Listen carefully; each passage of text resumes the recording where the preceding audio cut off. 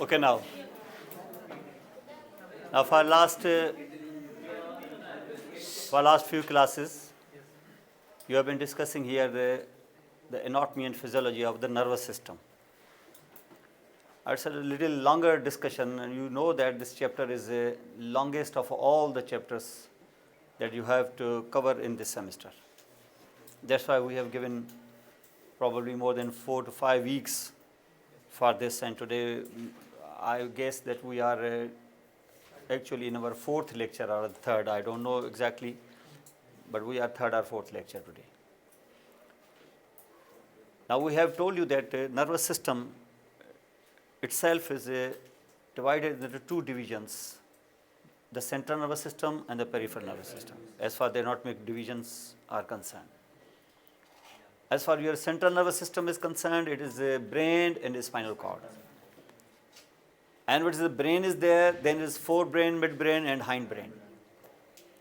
When the forebrain is there, it is the 2 cerebral hemispheres, and hidden inside that is the core that is called the diencephalon, which consists of some very important components like thalamus and hypothalamus, etc.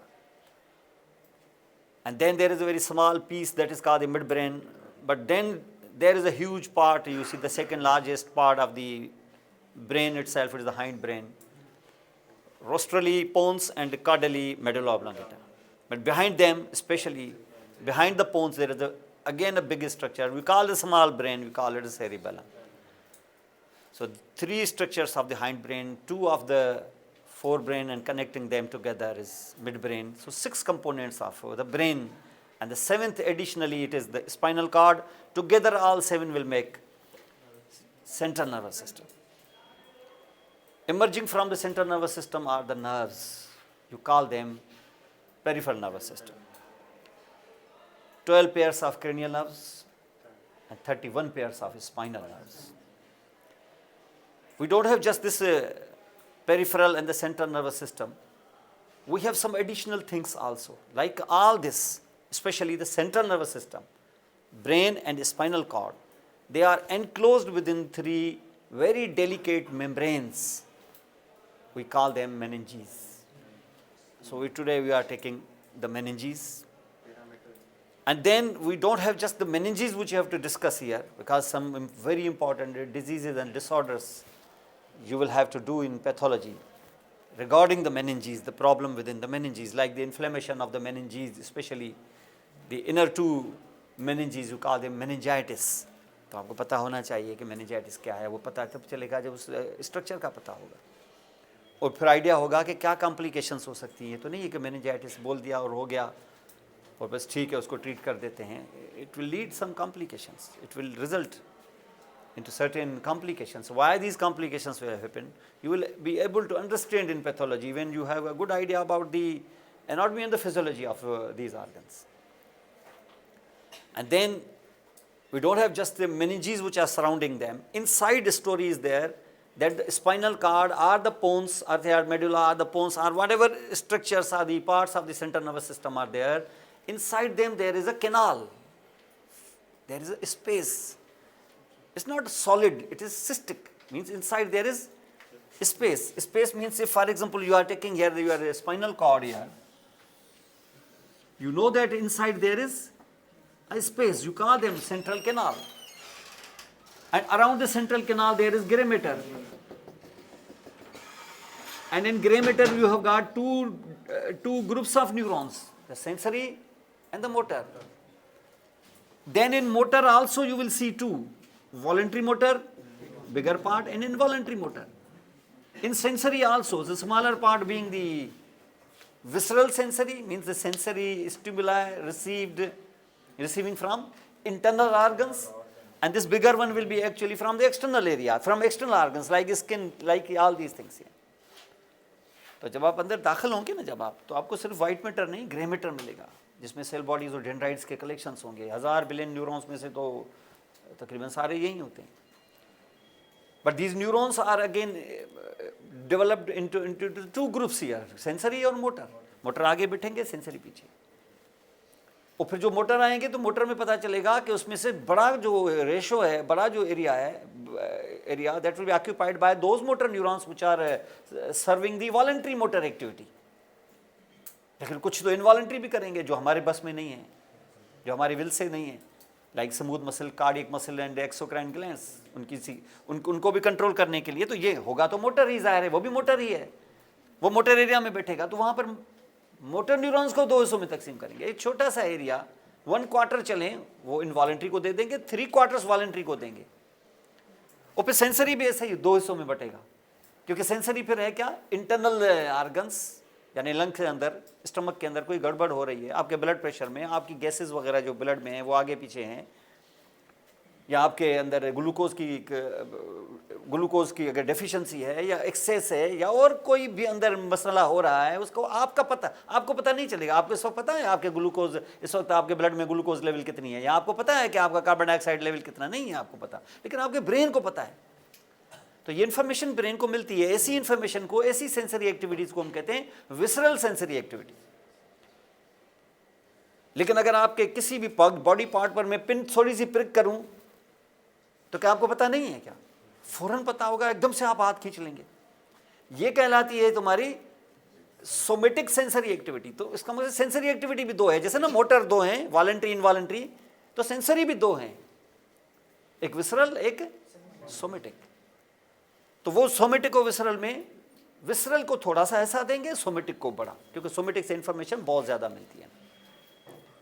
तो ये सिलसिला तो यहाँ पर आपको मिलेगा इस तरीके से। तो ये सिलसिला सिर्फ यहाँ नहीं है, तो ये जो आपका सेंसरी है, ये मोटर है, इनको तो बाद में हम डिस्कस कर लेंगे। लेकिन अभी मैं थोड़ा सा आपको ये बताना चाह रहा हूँ कि ये जो है ना सेंट्रल कैनाल, जिसके अंदर भरा हुआ है क्या, फ्लूइड, कौन सा, सेरिब्रोस्पाइनल फ्लूइड। तो ये सेरिब्रोस्पाइनल फ्लूइड इस वक्त तो स्पाइनल कार्ड में है, लेकिन इसी को मैं यहाँ से अंदर पेन डाल के ऊपर ले जाऊंगा तो यही सेंट्रल कैनाल मेडुला ऑब्लांगेटा का हो जाएगा, होगा कि नहीं? तो ये आप यहाँ पे देखेंगे कि अगर मैं यहाँ ब्रेन बना रहा हूँ, ये मेरा एक सेरिब्रल हेमिस्फीयर एक साइड का, ये मेरा मिड ब्रेन है, और अंदर फंसा है मेरा डायंसेफ्लोन, और ये है हमारा पोन्स, और ये है मेडुला ऑब्लांगेटा, और इसके बिहाइंड है सेरिबेलम। तो क्या ये सॉलिड है? और इसके साथ साथ ये है हमारा स्पाइनल कॉर्ड। तो क्या ये सॉलिड है कि इसके अंदर कैनाल है? ठीक है ना, तो इसके अंदर कैनाल है। आप देखें यहाँ से, अगर मैं यहाँ अंदर कैनाल ड्रा करता हूँ यहाँ, तो इसको हम कहते हैं यहाँ क्या, इसके अंदर क्या भरा हुआ है, CSF। इसको हम कहते हैं central canal of medulla oblongata, of spinal cord. क्या ये स्पाइनल कॉर्ड के साथ होगा कि मेडुला के साथ भी कंटिन्यू करेगा? तो this is now central canal, और ये अभी भी क्या है, सेंट्रल कैनाल। जैसे ये मेडुला ऑब्लांगेटा के हाफ तक पहुंचेगा, क्या, सेंट्रल कैनाल, ये सेंट्रल कैनाल बिहाइंड से, पीछे से, बैक से ऐसे किताब की तरह खुल जाएगा। ऐसे आप कहें सर ऐसे अगर खुल जाएगा तो इसके अंदर जो CSF है क्या वहीं रुकेगा कि वो बह जाएगा पीछे? मैं फाड़ दूं उसको ऐसे अगर, तो बह जाएगा पीछे। लेकिन नेचर ने उधर रखा हुआ है क्या, सेरिबेलम। तो इसका मकसद है कि वो पीछे बहेगा नहीं, नेचर ने वहां पे सेरिबेलम। लेकिन ये अब वो सेंट्रल कैनाल नहीं रहा है, पीछे क्या हो गया है, खुल गया है। किस नर्वस सिस्टम के किस हिस्से में खुला हुआ है ये, मेडुला ऑब्लांगेटा में। तो इसका मकसद ये है कि ये अगर मैं यहां दिखाऊं तो इसका मकसद ये है कि ये ऐसे हो जाएगा, ऐसे ऐसे के अंदर से आप समझ सकते हैं ना कि ऐसे खुलेगा। माना ऐसे कैसे खुलेगा, ऐसे बिल्कुल आप यहां समझ लीजिए। जैसे अब एक मिसाल दे रहा हूं आपको, ऐसे जैसे एक मछली होती है ना, मछली के पेट को ऐसे चीरते हैं ना हम लोग ऐसे, और उसको ऐसे खोलते हैं तो मछली का पेट नजर आता है ना आपको। तो ये अगर बंद है तो समझ लो सेंट्रल कैनाल है इसके अंदर, मछली का पेट सेंट्रल कैनाल है। लेकिन मैंने इसे खोल दिया तो किताब की तरह खुल गई ना वो। तो ये ऐसे हमारा सेंट्रल कैनाल खुल जाता है। अब जो सेंट्रल कैनाल खुल जाता है तो अब क्या तुम्हें इसको अभी भी क्या कैनाल कह सकते हो, या ये वाइड हो गया? ऐसे वाइडर इनर कैविटीज को, लेकिन कम हम उसको कह तो सकते हैं ना सेंट्रल कैविटी, कैनाल नहीं कह सकते। क्यों नहीं कह सकते? वो ओपन हो गया, बड़ा हो गया ऐसे। तो ऐसे ओपन सेंट्रल कैविटीज का नाम डाल देते हैं हम वेंट्रिकल्स। तो वेंट्रिकल तो नया नाम नहीं है आपके लिए, हार्ट वार्ड में पड़ा हुआ है वेंट्रिकल। तो वेंट्रिकल वाइडर पार्ट्स को, वाइडर रूम्स को हम कहते हैं वेंट्रिकल्स। तो दैट इज कॉल्ड वेंट्रिकल, तो इसको हम कहते हैं वेंट्रिकल। तो मेडुला ऑब्लांगेटा के लोअर हाफ में तो सेंट्रल कैनाल है मानते हैं, लेकिन अपर हाफ में क्या है? वेंट्रिकल है। तो that is ventricle, you call it the ventricle. लेकिन ये जो मिड ब्रेन है ना, जब आप मिड ब्रेन में पहुंचेंगे तो फिर ये वापस बंद हो जाएगा, माना वहां क्या हो जाएगा? फिर से सेंट्रल कैनाल हो जाएगा। लेकिन मसला यह है कि पोन्स में क्या होगा। अब यहां पे आप देखें कि ये सेंट्रल कैनाल था, वो खुला ना ऐसे, किसमें खुला? मेडुला में। उसके बाद फिर कन्वर्ट होना, फिर उसको क्लोज होना है।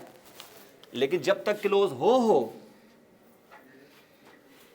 तब तक पोन्स गुजर जाता है। इसका मकसद है कि पोन्स के दौरान ये बंद होना शुरू हो जाता है, लेकिन पोन्स जब तक खत्म हो जाए तब तक तो वो खुला ही होगा ना, जाहिर है। लेकिन ये है कि पहले खुला होगा, थोड़ा आस्ते आस्ते बंद करके फिर कैनाल बन जाएगा। इसका मकसद ये है कि ये वेंट्रिकल जो है that occupies upper half of the medulla oblongata and full pons. तो ये जो आप यहां पे देख रहे हैं ये भी सेम वही वेंट्रिकल है, जो ऊपर ब्रॉड है नीचे नैरो है। नैरो नीचे क्यों है? क्योंकि उसको सेंट्रल कैनाल में कंटिन्यू होना है। यहां नीचे ब्रॉड है, ऊपर नैरो क्यों है? क्योंकि वो सेंट्रल कैनाल के साथ उसको कंटिन्यू होना है। माने ये तकरीबन ऐसा है, ऐसे ऐसे ऐसे। तो शेप उसकी कैसे हो जाएगी? डायमंड शेप हो जाएगा। क्या इसका सीएसएफ? वैसे तो हम जानते हैं कि ऐसा करने से सीएसएफ तो पीछे जाके गिरेगा, बड़ा बंद करो उसको अंडर से। तो ये क्या करेगा? इसको ये पीछे ये बह जाएगा, लेकिन क्या बहेगा? या सेरिबेलम उसको रोक देगा, समझ लो। तो ये हमारा एक वेंट्रिकल है। ये जो आप कहते हो वो इस वेंट्रिकल में क्या भरा हुआ है? सीएसएफ भरा हुआ है। ये वेंट्रिकल को दो वेंट्रिकल नहीं है, ये सेम वेंट्रिकल है। तो ये की वेंट्रिकल,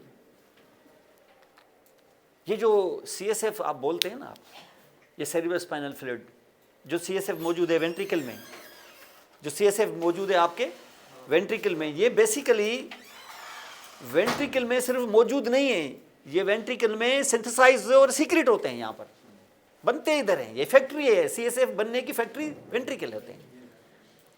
वो सेंट्रल कैनाल में सिर्फ नीचे बह के आ जाता है, प्रोड्यूस इधर होता है, सिंथेसाइज इधर होगा। मकसद है कि सीक्रेट यहाँ होगा। अब सीक्रेट कैसे होगा चल के बताता हूँ, लेकिन ये सीक्रेट यहाँ होगा।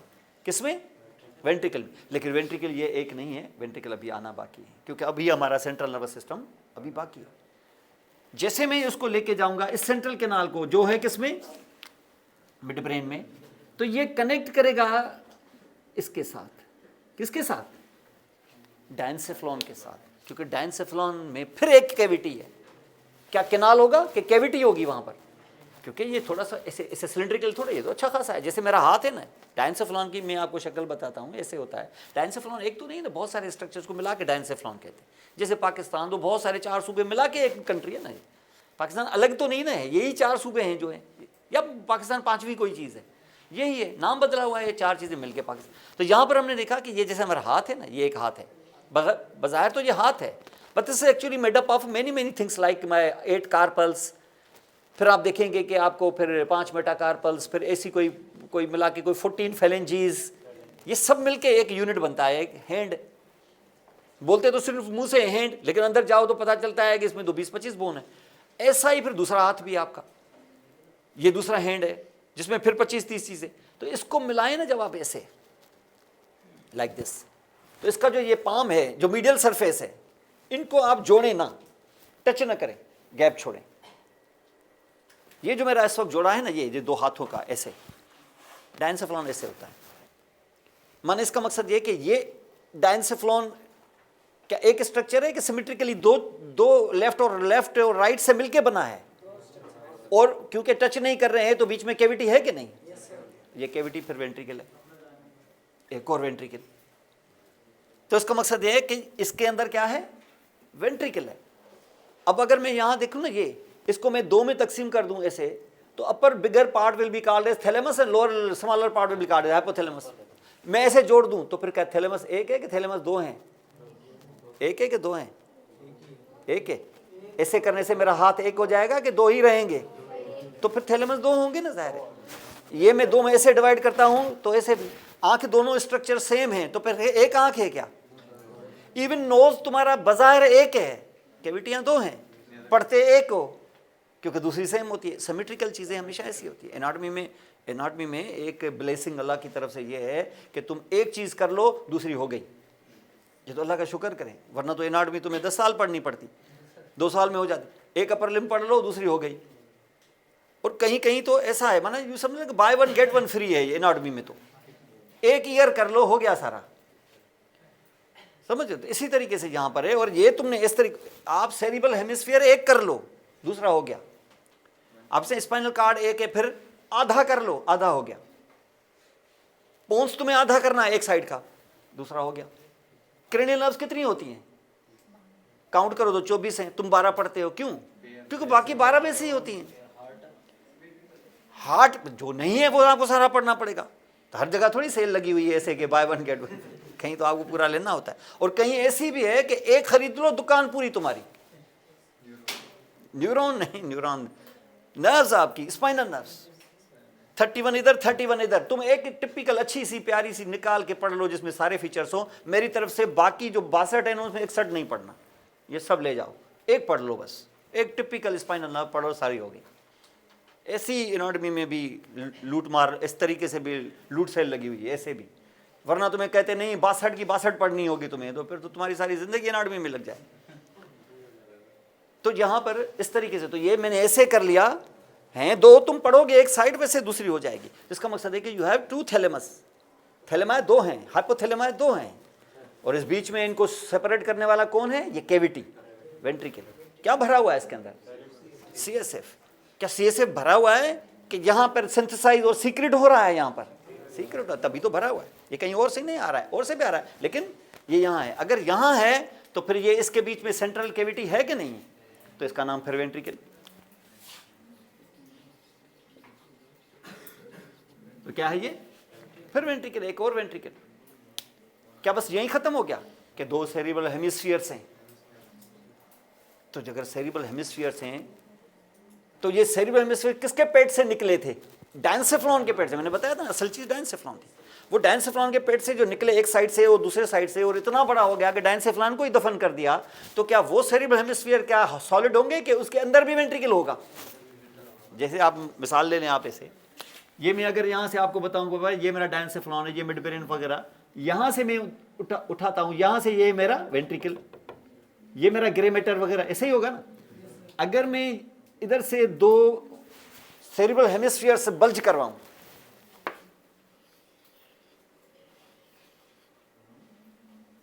तो सेरिब्रल हेमिस्फीयर्स के अंदर भी क्या वेंट्रिकल नहीं होगा क्या? जाहिर है वो अपने शेयर लेगा ना। तो ये क्या है?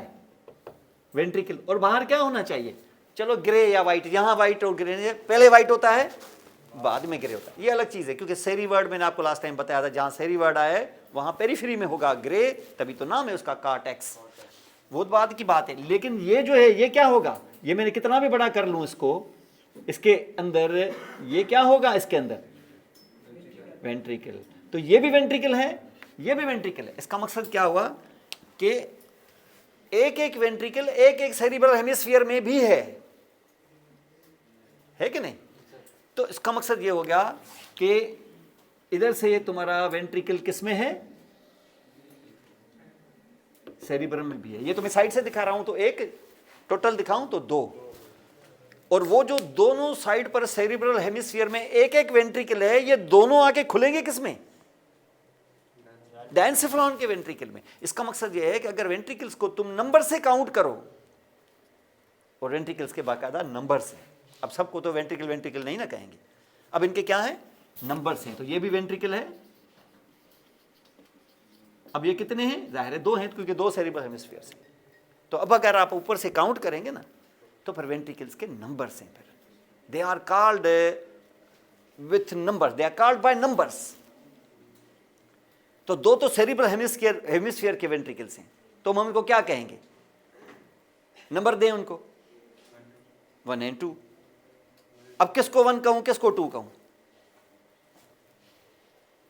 भाई मेरे पास दो सेरिब्रल हेमिस्फीयर्स है ना, एक राइट है एक लेफ्ट है, किसको मैं कहूं फर्स्ट वेंट्रिकल और सेकंड वेंट्रिकल? फर्स्ट किसको बोलूं, सेकंड किसको कहूं? हाँ हाँ, राइट वाले को फर्स्ट कहूं। सारे यही कहते हैं कि क्यों भाई राइट से ऐसा क्या, ऐसी कैसा क्या प्यार है तुम्हारे साथ, क्यों राइट को क्यों, तो फिर लेफ्ट को क्यों चले? वो राइट को कंट्रोल करता है। अब झंझट ही खत्म कर दे, दोनों को बोले लेटरल वेंट्रिकल्स, दोनों खुश हो जाएंगे। एक लेफ्ट लेटरल एक राइट लेटरल बोल दोगे उसको लेटरल वेंट्रिकल्स, तो उनका ये पहले शायद कहते होंगे, पहले शायद उनको नंबर से पुकारते होंगे, ये मैं नहीं कह रहा हूँ कि नहीं पुकारते होंगे, लेकिन बाद में इन लोगों इन दो लेटरल वेंट्रिकल्स के नंबर उन्होंने मिटा दिए। वो बोल दिया छोड़ दो इनको, इन दोनों को लेटरल वेंट्रिकल कह दो। ये फर्स्ट और सेकंड भाई किसी के लिए हो सकता है लेफ्ट जो हो वो किसी के लिए ज़्यादा हो, उसको 1 कह दे वो, तो छोड़ो इस चक्कर को, सीधा सीधा बोलो क्या। तो इसका मकसद है कि सेरिब्रल हेमिस्फीयर में कौन सा वेंट्रिकल होता है? Lateral ventricle. एक साइड से लेफ्ट लेटरल, दूसरे साइड से राइट लेटरल। तो you have lateral ventricles, never first and second. First and second neuroanatomy में कोई टर्म ही नहीं, कोई फ्रेज नहीं है। दोनों वेंट्रिकल से क्या भरा हुआ है इसके अंदर?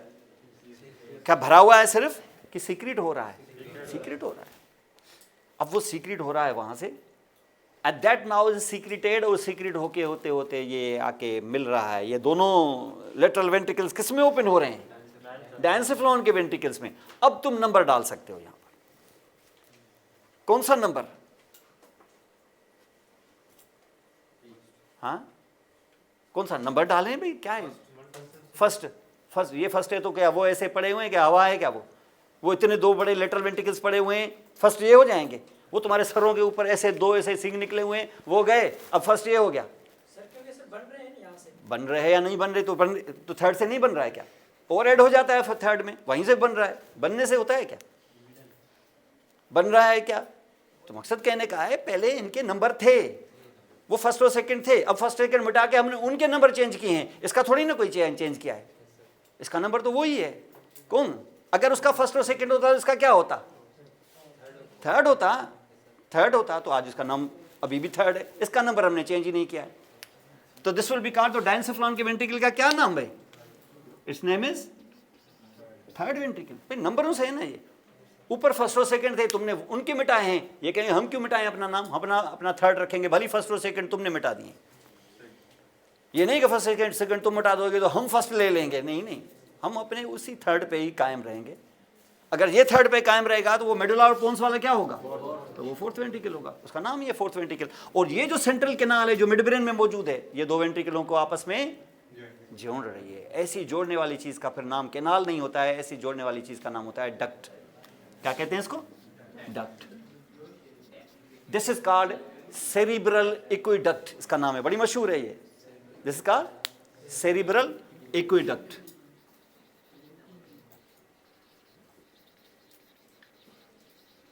इसको सेरिब्रल एक्वेडक्ट कहते हैं। तो आपसे अगर कोई पूछे तो सेरिब्रल एक्वेडक्ट किन दो वेंट्रिकल्स को आपस में जोड़ती है? किसको? थर्ड को फोर्थ से। थर्ड वेंट्रिकल किधर होता है? डायंसेफ्लॉन की कैविटी है। तो फोर्थ किधर होता है? पोन्स और मेडुला के अपर हाफ में। और मेडुला के अपर हाफ के बाद जो लोअर हाफ में मेडुला में क्या है? फिर तो सेंट्रल कैनाल है। उसके बाद फिर आ जाता है स्पाइनल कार्ड, तो थ्रू आउट क्या है?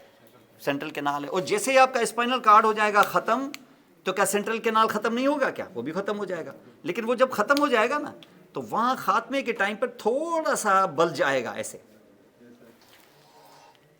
ये भी एक तरह से देखा जाए तो यहाँ एज सच कोई CSF ज्यादा सीक्रेट तो नहीं होता है, एज सच इसको भी वेंट्रिकल बोल देते हैं। हालांकि है नहीं वेंट्रिकल, इतना कोई खास वाइडर नहीं है।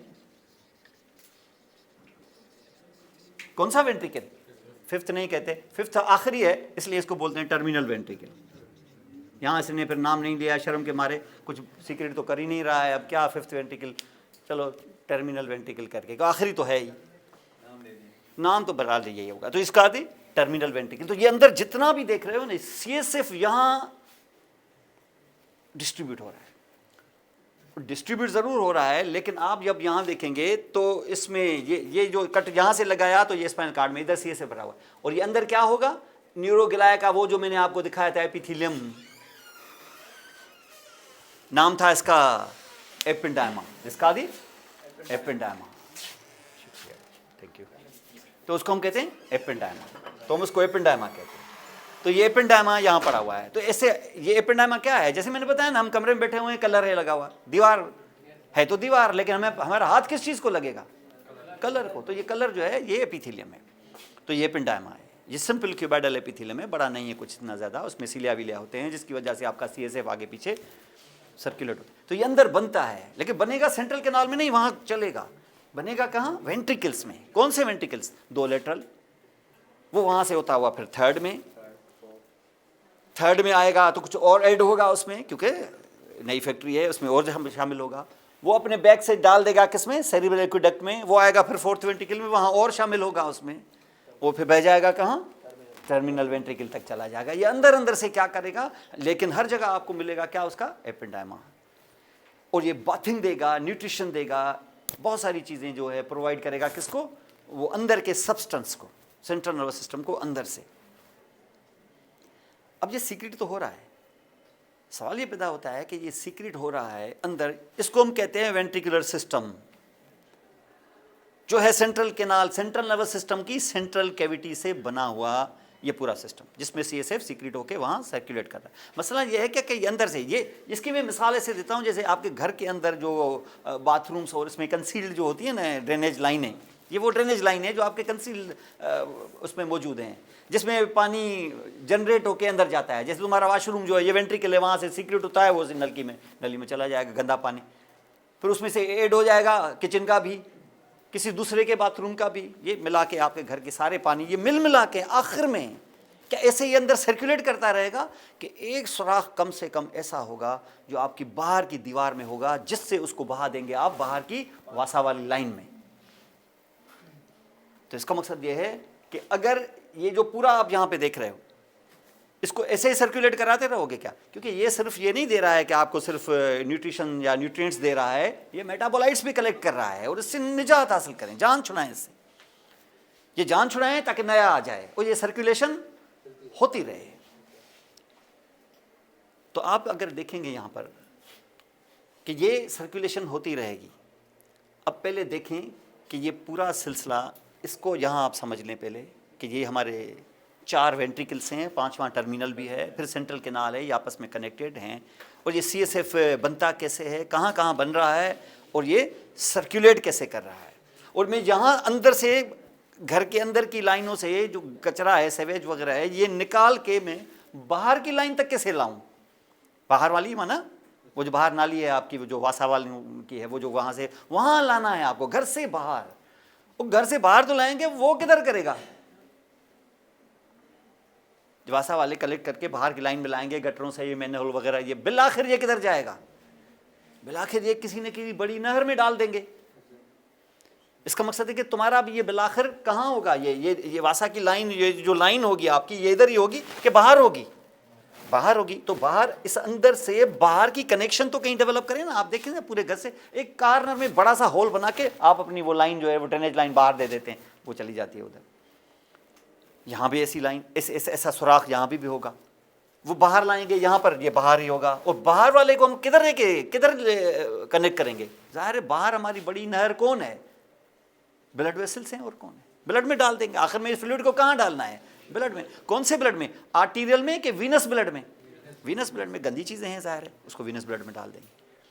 तो उसको हम वीनस ब्लड में डाल देंगे, और वीनस ब्लड में वो प्लाज्मा का हिस्सा बन जाएगा, उसमें गंदगियाँ जो हैं वो खारिज हो जाएंगी। अगर उसमें कार्बन डाइऑक्साइड ये वो है तो एक्सपायरेशन से हो जाएगी बाहर, और अगर उसके अंदर कोई और गंदगियाँ हैं तो वो किडनी से एक्सक्रीट हो जाएंगी। ये हमारा सिलसिला चलता रहेगा। अगर अंदर से बाहर जाने का रास्ता, माने जो आपके घर के बाहर वो जो एक सुराख लगा हुआ है जहाँ से पानी बाहर जाता है, अगर खुदा न खास्ता वो सुराख बंद हो गया तो इसका असर बाहर की नाली में पड़ेगा कि अंदर। तो ये सारा पानी जमा होगा, किस में जमा होगा, सबसे पहले कहाँ जमा होगा, सबसे पहले वहाँ जमा होगा जो कमरा सबसे पहले है, वहाँ पानी जमा होगा। कुछ देर बाद दूसरे में, क्योंकि वो उससे कनेक्टेड है। कुछ देर बाद तीसरे में, चौथे में पता चलेगा कि 2 दिन या 1.5 दिन बाद सारे कमरों के अंदर आपका पानी चल। तो यहाँ पे भी ऐसा ही होगा। तो उसमें क्या होगा, वेंट्रिकल्स जो होंगे उसी हालत में रहेंगे कि वो एक्सपेंड हो जाएंगे, और एक्सपेंड जब हो जाएंगे तो दबाव किस पे पड़ेगा? वो जो बाहर न्यूरॉन्स हैं। भाई मैं ऐसे जो एक्सपेंड करूंगा तो दबाव किस पे पड़ेगा? क्योंकि ये ग्रेमेटर के अंदर है तो सबसे पहले किस पे दबाव पड़ेगा? जाहिर है न्यूरॉन्स पे, सेल बॉडी पे, डेंड्राइट्स पे। और न्यूरॉन को ऐसे मजाक है क्या? सारा सेंट्रल नर्वस सिस्टम उन्हीं के सहारे तो चल रहा है। और एकदम से मोटर न्यूरॉन पे जो प्रेशर आ जाएगा तो तुम्हारी मोटर एक्टिविटी गई, सेंसरी पे होगा तो सेंसरी एक्टिविटी गई। ये तुम्हारा प्रेशर आपका बढ़ेगा किस में? ब्रेन के अंदर प्रेशर बढ़ेगा, माने क्रेनियल कैविटी में प्रेशर बढ़ जाएगा। तो हम कहेंगे कि भाई there is raised intracranial pressure. तो ब्रेन उस हालत में कि ब्रेन भी की स्वेलिंग हो जाएगी, स्वेलिंग के हेड भी स्वेल हो जाएगा ऐसे, अगर बच्चा है तो। क्योंकि बच्चे के अंदर जो सुचर्स होते हैं वो अभी ऑसिफाइड नहीं होते, वो ऐसे खुल जाता है, वो इस तरीके से हो जाएगा। और ये बाय बर्थ भी हो सकता है, बाद में भी हो सकता है, बच्चों में भी हो सकता है, बड़ों में भी हो सकता है। बस वो ड्रेनेज कहीं ब्लॉक हो जाए, समझ गए? अब इसको थोड़ा सा हम पिक्चर पे देखते हैं कि ये किस तरीके से। अभी आप समझ गए ना कि ये वेंट्रिकल्स हैं क्या? ये वेंट्रिकल्स के अंदर सीएसएफ मौजूद है, वो सीक्रेट होता है, कैसे होगा वो भी आपको दिखाते हैं। और ये आपस में कैसे कनेक्टेड हैं, कितने वेंट्रिकल, कौन सा वेंट्रिकल सेंट्रल नर्वस सिस्टम के किस हिस्से में है, इस पे क्वेश्चन आते हैं।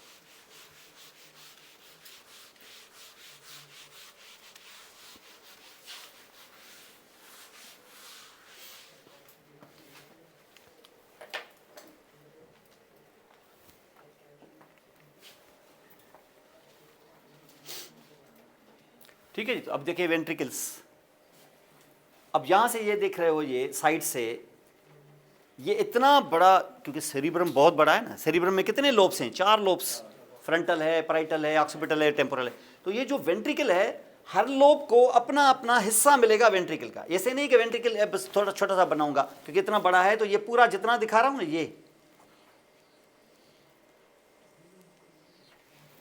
ये एक वेंट्रिकल है। कौन सा? वो पहले 2 में से एक, लेटरल वेंट्रिकल। वो क्योंकि सेरिब्रम वो किस में मौजूद है? बड़ा बात नहीं करो, किस में मौजूद है?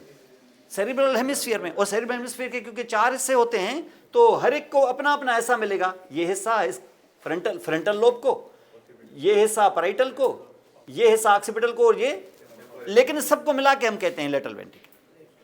और इनको मिला के कहते हैं, ये इनके हॉर्न्स हैं, हॉर्न्स। जो ये है तो ये इसका इंटीरियर हॉर्न है, ये इसका पोस्टीरियर हॉर्न है, ये इसका इंफीरियर हॉर्न है, ये नीचे है। और ये बीच का जो है हिस्सा ना, ये इसकी बॉडी है, क्योंकि इसी से हॉर्न्स निकले हुए हैं। समझ लो? तो पैराइटल लोब है, उसमें कौन मौजूद है? लेटरल वेंट्रिकल का कौन सा हिस्सा? बॉडी। फ्रंटल में कौन सा? Anterior horn. टेम्पोरल में कौन सा? Lateral inferior horn. और ऑक्सीपिटल में कौन सा? तो ये सब मिला के हम इसको लेटरल वेंट्रिकल कहते हैं। अगर इसको 4 हिस्सों में बांट दो तो, नहीं करो तो चलो सिर्फ लेटरल वेंट्रिकल ही बोल दो। तो ये क्या हुआ? ये हुआ तुम्हारा लेटरल वेंट्रिकल। ये एक सेरिब्रल हेमिस्फीयर आपको नजर आ रहा है। अब ये लेटरल वेंट्रिकल, ये एक छोटे से फोरामेन के जरिए ये इसमें ड्रेन हो रहा है, ये वाला। ये वेंट्रिकल कौन सा है? जो सेंटर में मौजूद है, डायंसिफ्लोन का ventricle is the third ventricle. इसमें सेरिब्रल हेमिस्फीयर वाला वेंट्रिकल इसमें ओपन हो रहा है, लेटरल वेंट्रिकल। एक साइड से कि दूसरे साइड से भी हो रहा होगा। तो ये जो फोरामेन है, इस फोरामेन के जरिए ये जो सीएसएफ यहां बना वो इसमें ड्रेन हो गया, जहां पहले से ही सीएसएफ मौजूद है और वहां से भी सीक्रेट हो रहा है। तो ये क्या हो गया? ये एक फोरामेन हो गया कि नहीं? ऐसा फोरामेन एक होगा कि 2 होंगे? 2 होंगे, क्योंकि ये सेंटर में चल के दिखाता हूं मैं। तो ये 2 होंगे फोरामेन। इस फोरामेन में हाथ डालूं तो ये फोरामेन किसको किसके साथ जोड़ रहा है? सीएसएफ को। कौन से वेंट्रिकल को किसके साथ? लेटरल वेंट्रिकल को थर्ड के साथ। इसलिए इस फोरामेन का नाम है इंटरवेंट्रिकुलर फोरामेन। क्या कहते हैं? Interventricular means between the ventricles. तो कौन से बिटवीन द वेंट्रिकल? कौन से वेंट्रिकल्स के बीच में? लेटरल वेंट्रिकल को थर्ड वेंट्रिकल। एक के 2? 2। चलें देखें यहां से।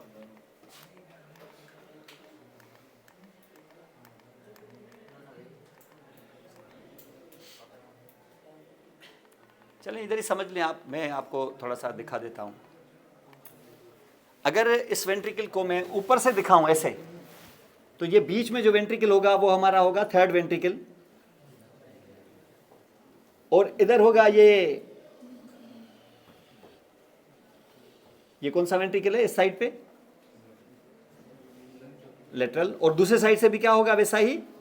लेटरल। ठीक है। अब ये वेंट्रिकल ये दोनों उसमें खुलेंगे कि नहीं?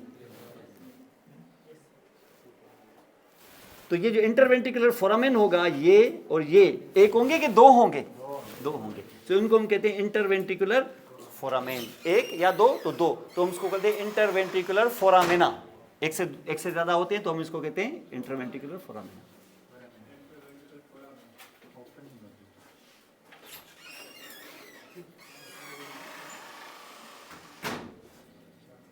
ऑफ ये एक साइंटिस्ट एक न्यूरोलॉजिस्ट के नाम पर मशहूर है, उसका नाम है मोनरो।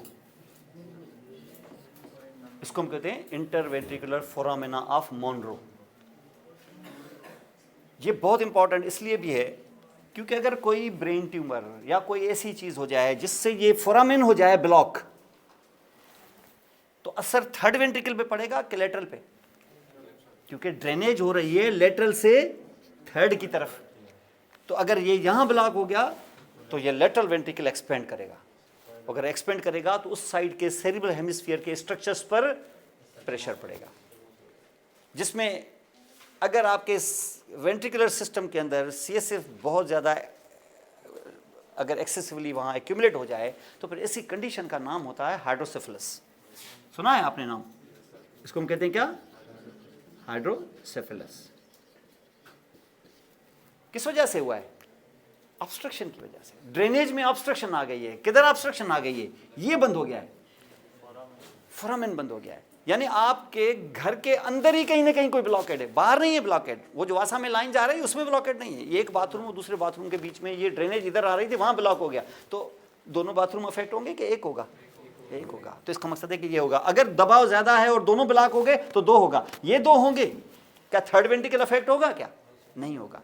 डिपेंड करेगा कि आप जब सीटी स्कैन लेंगे या आप कोई और इमेजिंग देंगे तो उसमें आपको आइडिया हो जाएगा कि ये वेंट्रिकल ज़्यादा एक्सपेंडेड है, ये कम है, या ये दोनों हैं, बीच वाला कम है। तो आइडिया हो जाएगा कि ऑब्स्ट्रक्शन कहाँ है। समझ गए? अगर यहाँ तो है, चलो यहाँ नहीं है, ये दोनों वेंट्रिकल की साइज अभी आपको ऐसे ही नज़र आ रही है, लेकिन ये जो है ये किस में आ जाता है इसका फ्लूइड? थर्ड वेंट्रिकल में। और थर्ड वेंट्रिकल जो है ये किस में ड्रेन करता है? सेरिब्रल एक्विडक्ट में। क्योंकि भाई आपका डायनसेफ्लॉन जो है, ये आपका डायनसेफ्लॉन की जो सेंट्रल कैनाल, ये जो कैविटी है थर्ड वेंट्रिकल, ये किस में ड्रेन करेगी? ये आपके फोर्थ वेंट्रिकल को ज्वाइन करेगी। तो ये किस में, किसके जरिए? मिड ब्रेन की सेंट्रल कैनाल के जरिए, जिसका नाम है सेरिब्रल एक्विडक्ट। ये सेरिब्रल एक्विडक्ट है, ये सेंट्रल कैनाल से भी नैरो होती है। डेवलपमेंट के दौरान जब बच्चा अपनी माँ के पेट में जब डेवलप हो रहा होता है तो डेवलपमेंट के दौरान इसके ब्लॉकेड के चांसेस खासे होते हैं, क्योंकि एक तो बहुत नैरो है और इसका कैनाल डेवलप न हो सका तो ये नैरो हो जाती है, या इसकी नॉन कैनलाइजेशन यानी उसका सुराख ल्यूमन डेवलप नहीं हो सकता। ऐसी चीज़ों को हम या तो कहते हैं, अगर नैरो हो गई तो बोलते हैं स्टीनोसिस। नैरोनेसिस को क्या कहते हैं? स्टीनोसिस। और अगर सिरे से ल्यूमन डेवलप ही ना हो सका तो फिर हम इसको कहते हैं एट्रीजिया। नैरोनेस माना थोड़ी सी रुकावट, पानी जा रहा है। एट्रीजिया मतलब पाइप तो है, ल्यूमन ब्लॉक है, पूरा सीमेंट भरा हुआ है, आगे पानी जाने का कोई चांस ही नहीं, एक ड्रॉप भी नहीं जा रहा है। इसका मकसद है कि उसके अंदर ल्यूमन कैनाल उसके अंदर है ही नहीं, नजर आ रही है डक्ट आपको, इसको कहते हैं एट्रीजिया। तो ये बचपन में खास तौर पे डेवलपमेंटली इसकी एट्रीजिया जो है ना, ये इसकी डक्ट की बड़ी कॉमन है। और अगर डक्ट की कॉमन होगी तो असर किस पे पड़ेगा? चौथे पे कि पहले तीन पे? क्योंकि ड्रेनेज इधर है। तो ये वैसा रहेगा कि एक्सपेंड करेगा? क्या सिर्फ ये कि अगले दो वेंट्रिकल भी एक्सपेंड करेंगे? तो all three ventricles will expand. हम बोलेंगे कि अगर बच्चे में ऐसा हो गया तो हम उसको बोलेंगे इसको कंजेनाइटल हाइड्रोसेफलस है। और उसमें सबसे बड़ी वजह क्या होती है? सेरिब्रल एक्विडक्ट का। देखेंगे फोर्थ वेंट्रिकल तो बिल्कुल ठीक है, क्योंकि उसमें तो फ्लूइड आ ही नहीं रहा है, उसमें तो वही फ्लूइड है जो थोड़ा सा वहाँ पर सीक्रेट हो रहा है। और उसके बाद यहाँ पर ये होगा, और उसके बाद फ्लूइड किस में आता है? फोर्थ वेंट्रिकल में, जो फिर बहती कहाँ चला जाएगा? सेंट्रल कैनाल में। अब आप कहेंगे और उसके बाद टर्मिनल वेंट्रिकल तक। मसला ये है कि ये बाहर कब आएगा? ये तो घर के अंदर ही घूम रहा है जो आप प्रोड्यूस कर रहे हो, इसको बाहर निकाल के नाली में डालना है ना। तो इस वेंट्रिकुलर सिस्टम को तुम्हें बाहर कनेक्ट करना है, किसके साथ? वो बाहर जो नाली बह रही है उसके साथ। उसको यहां देखना है कि ये कौन सी जगह है ऐसी। आप देखें, आप कहां से सुराख अपने घर से किसी न किसी जगह पे सुराख करते हैं। कभी ऐसा हुआ है कि आप अंदर कमरे में से, बाथरूम में से सुराख कर दें बाहर? ये नहीं होता। सब मिला के लास्ट मोमेंट पे बाहर की दीवार में एक सुराख करते हैं और वो नाली में जाता है। तो ये आपने किया ना, देखिए 2 वेंट्रिकल्स जोड़ के तीसरे में, तीसरे को जोड़ा फोर्थ में, फोर्थ को सेंट्रल कैनाल में लेके आ गए। अब आप ढूंढ रहे हैं वो जगह जो सेफली, आसानी से इसको बाहर वाली नाली में डाल दे। उस जगह को देखना है आपको। तो यहां वेंट्रिकल्स तो समझ लिया आपने। अब वेंट्रिकल में मैंने आपको समझाया कि बाबा ये वेंट्रिकल्स थे। अब उस वेंट्रिकल्स में कौन सा वेंट्रिकल कहां पर है ये आपने जनरली देख लिया। CSF कहां सीक्रेट हो रहा है ये आपने देख लिया। लेटरल वेंट्रिकल्स की बात समझ गए आप। थर्ड वेंट्रिकल देख लिया कि किधर है। उसके बाद सेरिब्रल एक्वेडक्ट अभी मैंने आपको बताई। उसके बाद आपने फोर्थ वेंट्रिकल का मामला समझ लिया। और उसके बाद तुमसे अब चले आए क्या? सेंट्रल कैनाल में। अब सवाल ये पैदा होता है कि मामला सिर्फ ये नहीं है कि अंदर ये ब्लू जो आप मार्जिन्स देख रहे हो ये है वेंट्रिकुलर सिस्टम कहलाता है। अब इस वेंट्रिकुलर सिस्टम तक तो मामला आ गया। अब मुझे क्या करना है? इस फ्लूइड को बाहर निकालना है। अब ये जो इस वक्त सेंट्रल नर्वस सिस्टम आप समझ रहे हैं ना, ये क्या ब्रेन, फिर स्पाइनल कॉर्ड वगैरह वगैरह, ये ऐसे नहीं है कि ये कहाँ पड़े हुए हैं। ब्रेन है तो क्रेनियल कैविटी में, स्पाइनल कॉर्ड है तो स्पाइन में यानी वर्टिब्रल कॉलम में, ऐसे ही पड़े हुए हैं। बिल्कुल ऐसे पड़े हुए हैं, इसमें कोई शक नहीं है। लेकिन ये ऐसे नहीं पड़े हुए बिल्कुल नेकेड हमने उनको डाल दिया है यहाँ पर। इनको 3 डेलिकेट मेम्ब्रेन्स में ढके हुए हैं। जैसे ना, जैसे फॉर एग्जांपल बच्चा जैसे पैदा होता है तो उसको कपड़े नहीं पहने हुए तो हम पहनाते हैं उसको कपड़े, बस इसको एक कपड़ा पहना हुआ है, वो इसकी स्किन है। एक कवरिंग इसको अल्लाह ताला ने दी हुई है। एक कवरिंग हमें और चढ़ा देते हैं इसके ऊपर, उसके अंडर गारमेंट्स जैसे उसका बनियान या कोई ऐसी चीज़, और उसके ऊपर चढ़ा देते हैं उसकी शर्ट। यानी 2 मेम्ब्रेन हमें और दे देते हैं, तो 3 मेम्ब्रेन एक तरह से हो जाती हैं। लेकिन एक मेम्ब्रेन उसकी अपनी होती है, यानी उसकी अपनी स्किन, उसके बाद ये, उसके बाद शर्ट। 3 मेम्ब्रेन्स में ढका हुआ है कौन? ये तुम्हारा सेंट्रल नर्वस सिस्टम। इन तीनों डेलिकेट मेम्ब्रेन्स का नाम है मेनिंजीज। 3 है तो मेनिंजीज। अगर एक होती तो क्या कहते हैं उसको?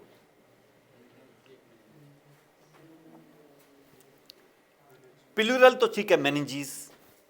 अगर एक होता, एक मेम्ब्रेन होती तो उसको क्या बोलते? मेनिंजाइटिस। यानी एक होती तो यकीनन वो इन्फ्लेम्ड होती, यानी एक होगी तो इसको इन्फेक्शन होगी, यानी अकेला निकलेगा तो नुकसान होगा उसको।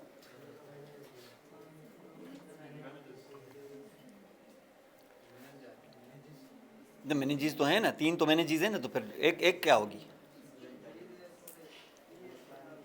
देखो आपने ये पढ़ी हुई है ना, ये जो आपकी फिंगर्स हैं, फिंगर्स के अंदर जो 3 छोटे से बोन्स होते हैं उनको क्या कहते हैं? फेलेंजीज नहीं कहते क्या? फेलेंजीज कहते हैं ना। अगर 3 को कहते हैं फेलेंजीज क्योंकि 3 है। अगर एक होती तो क्या बोलते? हाँ, फेलेंक्स कहते हैं ना, जाहिर है फेलेंक्स।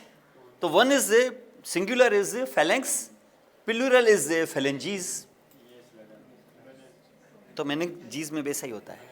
ये प्लूरल है तो मेनिंजीज, अगर सिंगल होता तो मेनेक्स, उसको मेनेक्स बोलते हैं। जैसे तुमने 2 अल्फाज और भी सुने होंगे ना, फेरेंक्स, लैरेंक्स। ये तो होता ही एक है, इसलिए इसकी प्लूरल होती ही नहीं है एनाटॉमी में। लेकिन अगर एक से ज्यादा होते हैं ना फेरेंक्स, तो बोलते हैं उसको क्या? फेरेंजीज। और एक से ज्यादा लैरेंक्स होते तो लैरेंजीज। तो यहां ये है क्या? 3 मेनिंजीज हैं। एक मेनिक्स है जो अंदर है, इंटरनल है, जैसे हमारे ऊपर स्किन। दूसरा मेनिक्स है जो इसके ऊपर है, जैसे हमारे अंडर गारमेंट्स। तीसरा है जो उसके भी ऊपर है, जैसे हमारे क्लॉथिंग, जैसे शर्ट्स वगैरह। 3 मेम्ब्रेन्स में इनक्लोज्ड है कौन? Brain and spinal cord both. अब सिर्फ ब्रेन होता है, स्पाइनल कॉर्ड ना होता, ये हो नहीं सकता। क्योंकि ये दोनों के दोनों डेवलप हुए हैं किससे? एक ही न्यूरल ट्यूब से। इसलिए कवरिंग भी एक को मिलेगी कि दोनों को मिलेगी, स्पाइनल कार्ड को मिलेगी और ब्रेन को भी मिलेगी। और उसमें से हम सबसे पहली कवरिंग को देखने जा रहे हैं। कौन सी? जैसे है तुम्हारी स्किन, बिल्कुल एडहेरेंट, चिपकी हुई, किसके साथ? ब्रेन के साथ भी और स्पाइनल कार्ड के साथ। उसको छोड़ेगी नहीं, सरफेस को, जैसे हमारी स्किन हमारे सरफेस को छोड़ती नहीं है। इस मैनेक्स का नाम है, इस मेम्ब्रेन का नाम है, जो हाईली वेस्कुलर है, इसमें बहुत ब्लड वेसल्स हैं मौजूद, जो ब्रेन के सब्सटेंस के साथ चिपकी हुई हैं और उसको न्यूट्रिशन दे रही हैं। जो ब्लड आपका आ रहा है वहाँ से आ रहा है। इसको यहाँ पे हम कहते हैं पाया मैटर। क्या कहते हैं इसको? पाया matter. That is called the पाया मैटर। वो अगर पाया मैटर अगर आप चढ़ाने चाहेंगे ना, अगर आप, ये हाईली वेस्कुलर है तो ऐसे होगा, जहां जहां से ये ग्रूव्स होंगी ना उसके अंदर भी चला जाएगा। ये ऐसे, ये मैं ये इस वक्त रेड कलर का क्या बना रहा हूं? पाया मैटर। और ऐसे नहीं होगा कि ये इस तरीके से ग्रूव है तो ग्रूव में नहीं जाएगा, ऐसे चला आएगा, नहीं, जहां ग्रूव है तो ये अंदर चला जाएगा।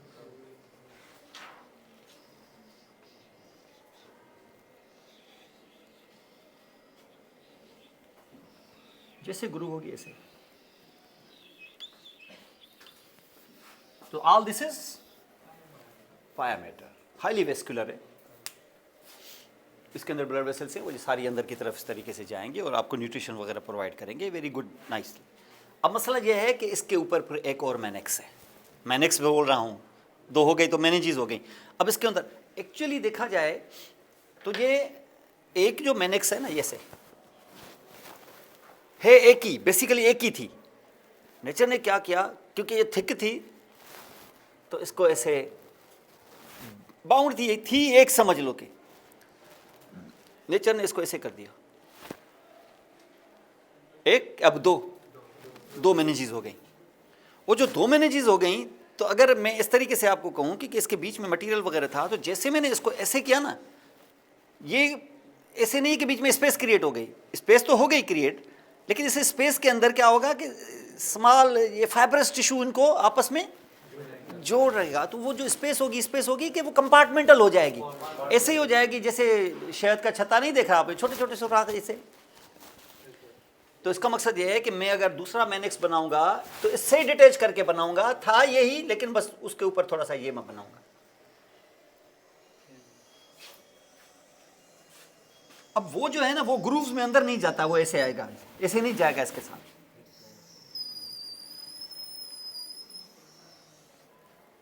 क्या सिर्फ ये कि इसके साथ ये कनेक्शंस भी होंगी, समझ गए? ये कनेक्शंस भी होंगी इसके थ्रू, ताकि ये स्पेस सिंगल स्पेस न बने, क्या हो जाए? कंपार्टमेंटल हो जाए। अब ये जो पहला वाला लेयर मैंने दिखाया ना आपको, इसका तो नाम है क्या? पाया मैटर। मैटर की स्पेलिंग तो जरा बताना। MATTER। ये सिंगल टी वाला है, ये सिंगल टी वाला है, वो नहीं है मैटर जिसको मैटर कहते हो, सब्सटेंस या मैटर वेटर, ये वो मैटर नहीं है कि डबल टी रखाऊं। ये सिंगल टी वाला है। कभी सुना है सिंगल टी वाला मैटर? तो इसकी मीनिंग क्या होती होगी?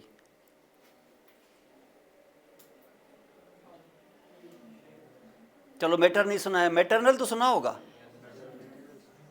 मैटरनल क्या होता है? किससे रिलेटेड चीज है? मदर से। तो ये मदर है। पाया matter is the first mother. ये कुशन दे रही है ऐसे जैसे माँ देती है बच्चे को, ये उससे निकला हुआ है। This is the first mother, that is called the पाया मैटर, जिस maternal layer you can say, and this is the first mother. And now it's coming the second mother. तो ये जो है दूसरा, इसको हम कहते हैं अरेक्नॉइड मैटर।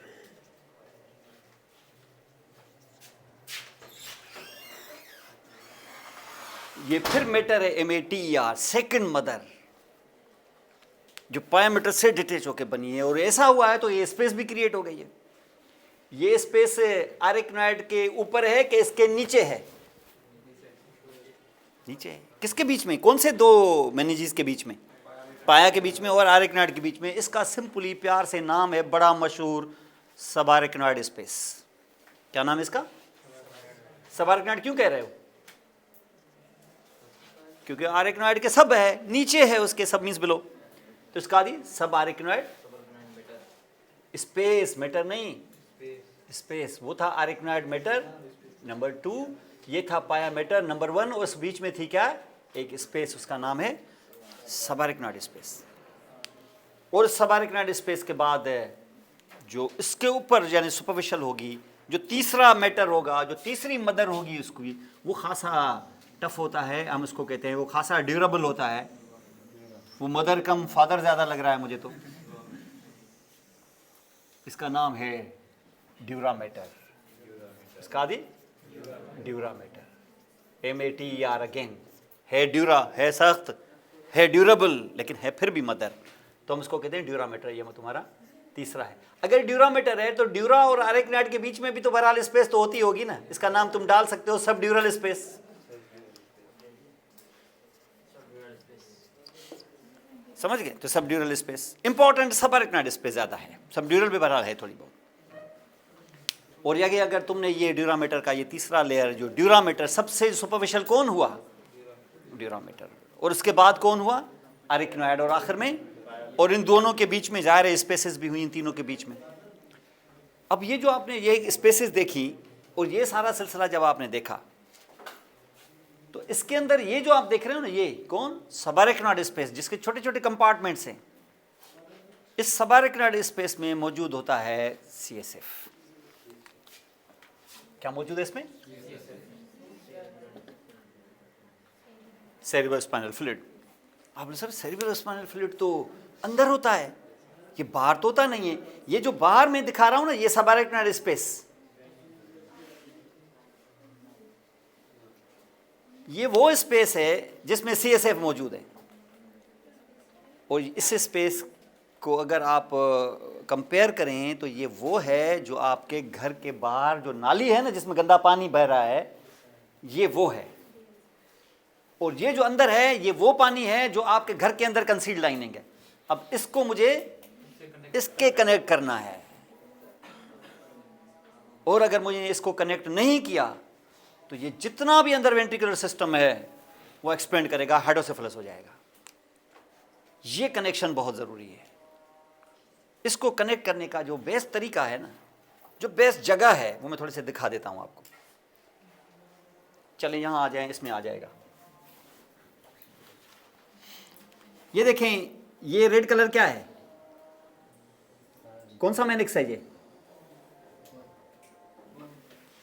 पाया मैटर। ये पाया मैटर यहां से गया ऐसे,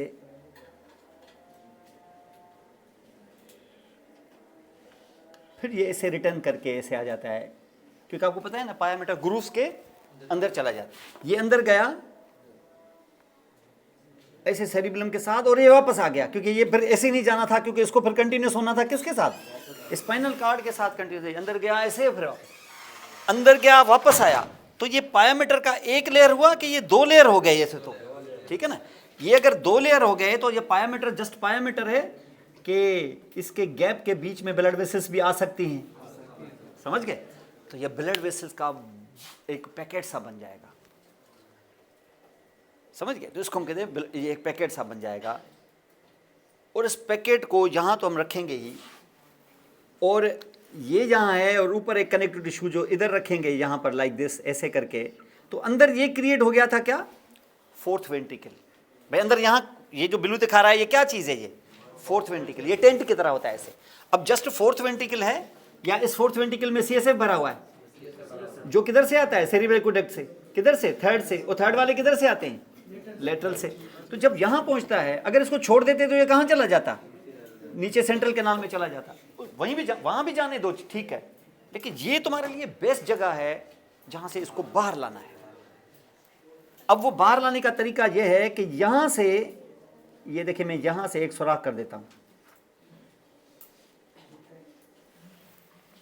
अगर यहाँ से मैं बहा दूँ ऐसे, यानी मेडुला ऑब्लांगेटा के बैक साइड से अगर मैं इसको बहा दूँ ऐसे, तो किस स्पेस में आएगा, ये स्पेस है बिटवीन पाया एंड आर्किनॉइड। कौन सी स्पेस है, सबआर्किनॉइड स्पेस। क्या सिर्फ यहाँ रहेगा कि नीचे की सबआर्किनॉइड स्पेस में भी चला जाएगा और ऊपर भी चला जाएगा।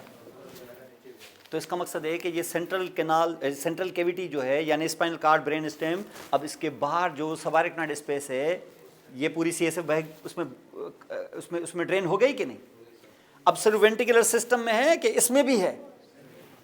किसमें? सबारेक्नोइड स्पेस में भी है। तो सबारेक्नोइड स्पेस में जो फ्लूइड आपका आया है दरअसल कौन सा है? ये वही जो वेंटिकुलम में बना है। किससे आया है? इस छोटे से सुराख से आया है, जो कहाँ मौजूद है? At the back of medulla oblongata. किस में मौजूद है? फोर्थ वेंट्रिकल में, बिहाइंड से मौजूद है। इसको हम कहते हैं, क्योंकि सेंटर में मौजूद है, इस फोरामेन को एक हम इसको सेंट्रल फोरामेन भी कह सकते हैं, मीडियन फोरामेन, मिड लाइन में होने की वजह से मीडियन फोरामेन भी कहते हैं, लेकिन ये ज़्यादा मशहूर एक साइंटिस्ट के नाम पर है। उस साइंटिस्ट का, उस न्यूरोलॉजिस्ट का नाम है मेजेंडी। क्या नाम है इसका? हो सकता है कि ये नाम ज़्यादा पूछा जाए, वो ना पूछा जाए, मीडियन फोरामेन। तो इसको हम कहते हैं क्या? मेजेंडी। इसको हम कहते हैं फोरामेन ऑफ मेजेंडी। इसको फोरामेन ऑफ मेजेंडी कहते हैं। ये फोरामेन ऑफ मेजेंडी क्या है? किसको कम्युनिकेट कर रहा है? फोर्थ वेंट्रिकल को। किसके साथ? ये वो सुराख है जो आपके पूरे घर में एक ही जगह पर, जो बाहर की कंपाउंड है वहां सुराख है, वो आखिरी पाइप जो बड़ा वाला है वो ड्रेन होके किसमें आ गया? बाहर की नाली में। तो बाहर की नालियां क्या है? नाली सबारेक्नोइड स्पेस है। और आपका अंदर वेंट्रिकुलर सिस्टम किस जगह से ड्रेन हो रहा है? Into the subarachnoid space, foramen of Magendie के ऊपर। और अगर खुदा न खास्ता यहाँ पर सेरिबेलम या कोई ऐसी चीज़ उसको दबा दे और फोरामेन मेजेंडी बंद हो जाए, तो अब की बार सिर्फ फोर्थ पे असर पड़ेगा कि सेरिब्रल एक्वेडक्ट से होते हुए उन तीनों पे भी पड़ेगा? पूरा ब्रेन एक्सपेंड हो जाएगा। ये फोरामेन ऑफ मेजेंडी है। अब एक फोरामेन पे सब कुछ आपको, देखिए आपके घर में एक ही सुराख होता है, लेकिन अल्लाह ताला ने यहाँ पर एक नहीं रखा है, दो साइडों पर और दो रख दिए हैं कि अगर ये एक भी ब्लॉक हो जाए तो दोनों में, बाकी दो में वो बहता रहे। वो दोनों क्योंकि लेटरल हैं, आपको एक ही पढ़ना है, दोनों वैसे ही हो जाते हैं। तो ये जो दो हैं इनको लेटरल फोरामेना भी कहते हैं। और ये दो लेटरल फोरामेना ज़ाहिर है यहाँ नहीं दिखाए जा सकते, ये साइडों पे होते हैं। ये फोरामेना जो दो लेटरल साइड पे होते हैं इनको हम कहते हैं फोरामेना ऑफ, ये साइंटिस्ट के नाम पर है, उसका नाम है लुश्का। इसका दी फोरामेना ऑफ लुश्का। ये बहुत इंपॉर्टेंट तीनों फोरामेना हैं, 2 lateral फोरामेना and 1 median foramen. Median is called foramen of Magendie and 2 are lateral on the same side in the same ventricle in the fourth. तो fourth ventricle से ये एक नहीं 3 सुराख हैं जहाँ से CSF तुम्हारा जो ऊपर से सीक्रेट होकर आ रहा है इसमें ड्रेन करेगा। हाँ 3/4 हिस्सा, चलो 1-2 हिस्सा नीचे भी चला जाएगा, कोई मसला नहीं है। और ये क्या है? ये आपकी CSF की सर्कुलेशन हो रही है किसके अंदर? आपके सबारेक्नोइड स्पेस में। अब सवाल ये पैदा होता है कि सबारेक्नोइड स्पेस से किधर जाएगा? तुमने तो वासा की लाइनों में चलो ड्रेन कर दिया, क्या ऐसे बाहर की लाइनों में घूमता रहेगा क्या सारी जिंदगी? नहीं, आपको जान छुड़ानी है इस वाटर से। कहाँ डालेंगे आप? अपनी ब्लड सर्कुलेशन में, अपनी वेनस सर्कुलेशन में। आपके इधर वेन कौन सी है? मुझे तो वेन ही नजर नहीं आ रही, कोई वेन कहाँ है? अब देखिए ये जो तुमने ड्यूरामीटर लिया, ड्यूरामीटर के फौरन बाद क्या आएगा? अब तो बोन आ जाएगा। कौन आएगा ड्यूरामीटर के बाद? बोन आएगा सारे। तो immediately you will see here a bone. अब बोन कौन सा बोन? Skull bone. मैं थोड़ा सा दिखा देता हूं आपको कौन सा बोन है। ये स्कल का बोन है। तो ड्यूरामीटर किसको टच कर रहा है? स्कल के बोन को। ये ड्यूरामीटर जो स्कल के बोन को टच कर रहा है, तो ये जो ड्यूरामीटर होता है, ये जब भी ये ड्यूरामीटर ऐसे चल रहा है तो ये चल रहा होगा आराम से। अचानक अगर उसको नीचे कहीं स्पेस मिल गई, जैसे सेरिब्रल हेमिस्फीयर एक है कि 2 हैं? 2 हैं। अगर 2 हैं तो दोनों के बीच में फिशर है ना, ऐसी अगर गैप मिल गई इस किस्म की, किसको? ड्यूरामीटर को, तो वो ड्यूरामीटर उस गैप का फायदा लेते हुए ये इसके अंदर चला जाएगा ऐसे। और जब तक उसको गैप मिली यहाँ से और नहीं खत्म, जगह आगे नहीं जा सकता, तो ये रिटर्न होके ऐसे वापस, यानी जब वापस आएगा तो ये ऐसे वापस आएगा, फिर वैसा का वैसा जैसे कुछ हुआ ही नहीं था। तो ये बोन और इसके बीच में गैप क्रिएट हो जाएगी कि नहीं? तो गैप क्रिएट हो जाएगी। ये तो मैं आपको ऐसे दिखा रहा हूं, ये होगी पूरी ऐसी गैप, क्योंकि ये फोल्ड ऐसे आएगा। पेपर देना जरा। ये ऐसे आएगा जैसे ये है ना, ये ऐसे। अब यहां जैसे बीच में गैप आ गई ना, तो ये ऐसे चला जाएगा इसका।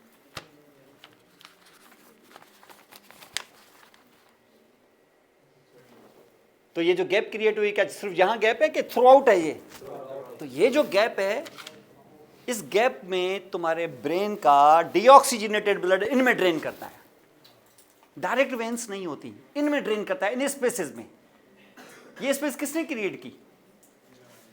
ड्यूरामीटर ने। ऐसी स्पेसेस को, इसमें कौन सा ब्लड है? आर्टीरियल ब्लड है, साफ वाला कि खराब वाला? तो ऐसी स्पेसेस को हम वेन्स नहीं कहते, इनको कहते हैं साइनसेस। क्या कहते हैं? ये जो अभी साइनस मैंने क्रिएट किया ऊपर, ये क्या साइडों पे था कि सेंटर में था? ठीक है ना। ऐसे साइनसेस को, ऐसे साइनस, बड़ा साइनस है ये, और भी बहुत हैं, तो ऐसा साइनस है, इसको हम कहते हैं सजाइटल साइनस। कौन सा सजा? क्योंकि ये सजाइटल सेक्शन में है अभी, तो इसको सजाइटल साइनस कहते हैं, क्योंकि ऊपर होता है, इसलिए इसका नाम है इंफीरियर सुपीरियर सजाइटल साइनस। तो ये जो मैंने साइनस बनाया इत्तेफाक से, ये कौन सा है? सुपीरियर सजाइटल साइनस है।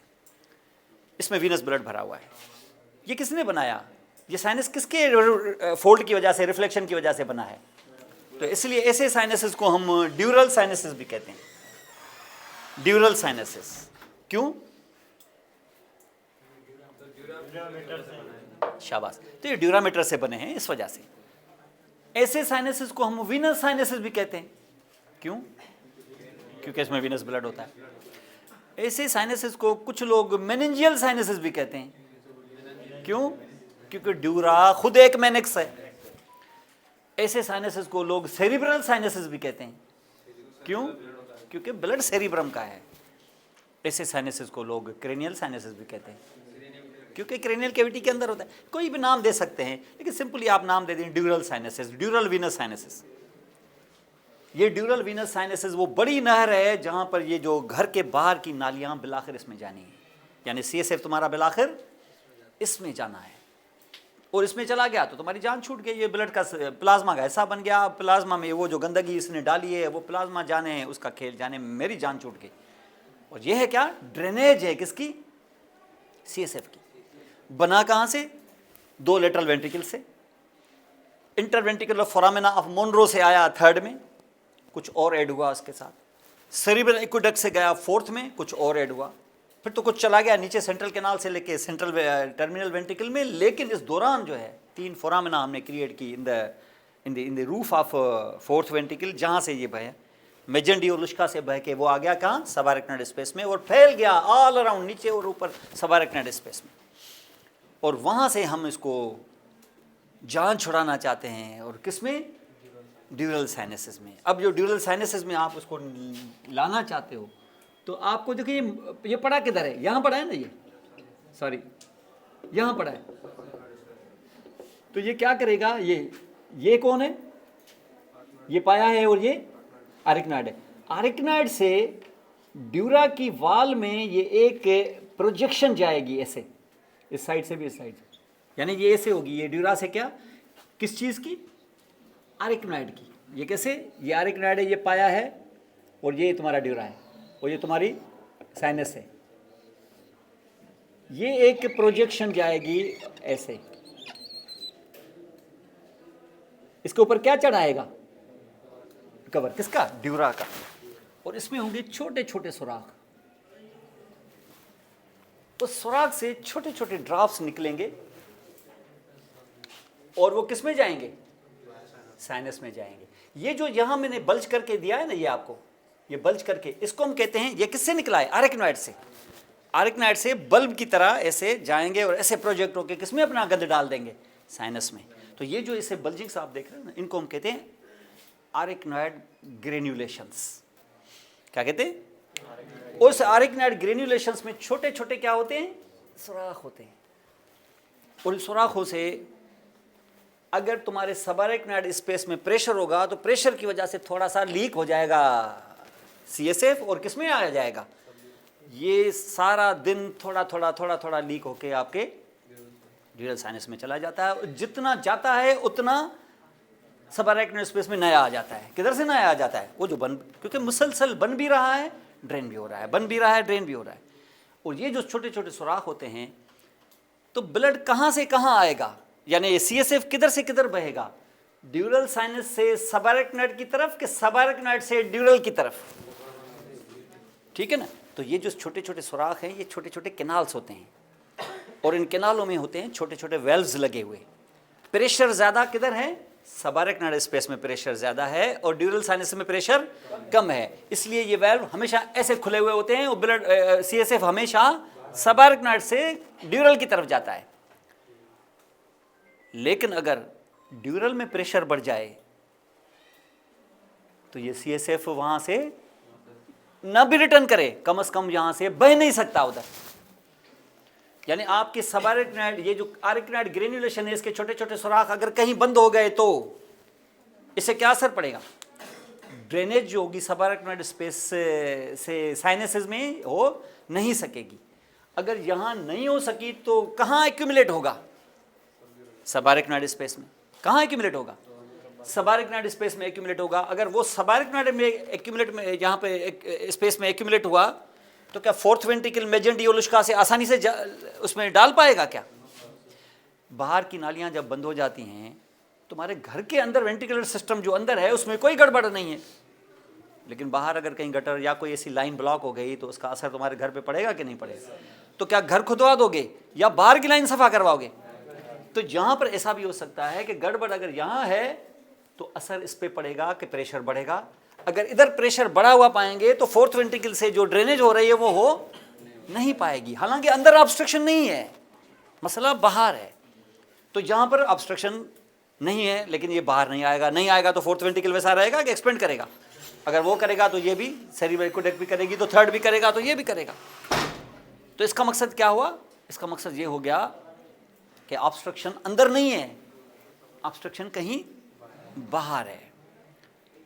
समझ गए? तो ये भी आपको यहां पे देखना है। तो ये जो ड्रेनेज का ब्लॉकेड होता है वो बहुत जगहों पे हो सकता है, जैसे ये आरेक्नॉइड ग्रेन्युलेशन ब्लॉक हो जाए, जैसे मेजेंटियोलुस्का ब्लॉक हो जाए, जैसे सेरिब्रल एक्वेडक्ट बंद हो जाए, बाय बर्थ डेवलप ही ना हो, या जैसे आप फोरामेन ऑफ मोनरो ये ब्लॉक हो जाएं।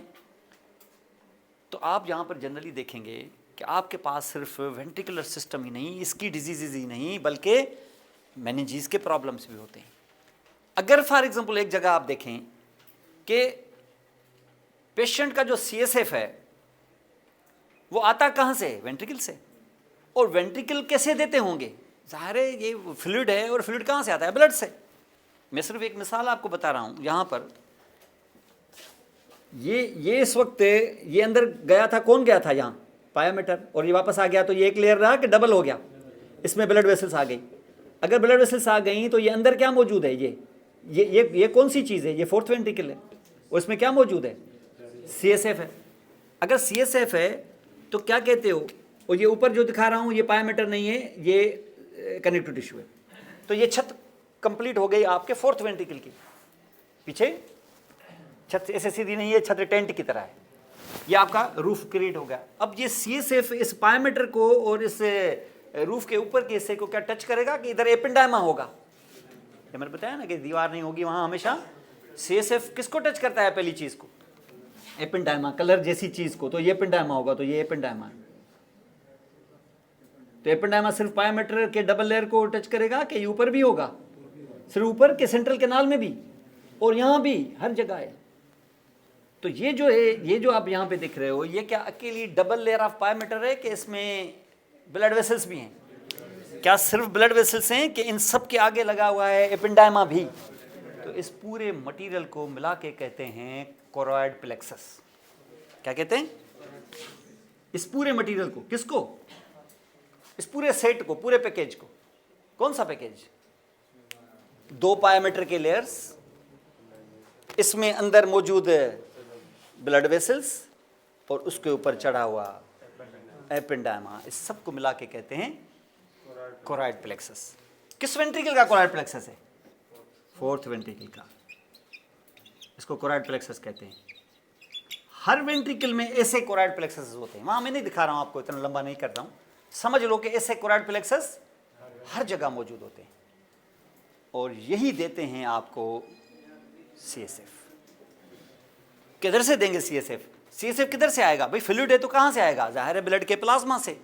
आप सिर्फ प्लाज्मा किधर है भाई? प्लाज्मा, ये जो ब्लड वेसल्स तुमने यहां डाली हैं, क्या इसमें प्लाज्मा नहीं है क्या? यही होगा फिल्टर।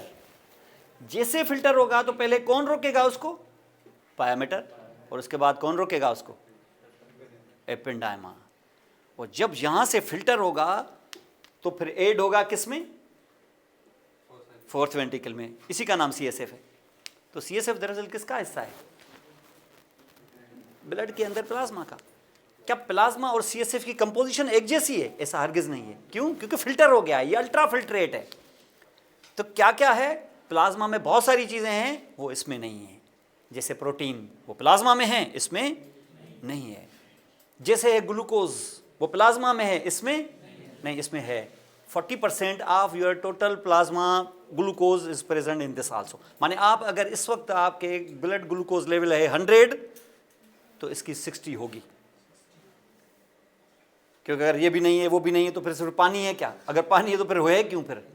तो इसका मकसद ये है कि इसके अंदर अगर आप CSF ले लें अपना, तो आपके CSF में इस वक्त ग्लूकोज कितना होगा? आपके ब्लड का 60% या आधा समझो। That is actually present this also. Protein उसकी कम है, सेल्स उसमें बहुत ही कम है, न होने के बराबर। एक दो मोनोसाइट्स, एक दो लिम्फोसाइट्स हो सकते हैं, न्यूट्रोफिल्स वगैरह होंगे नहीं।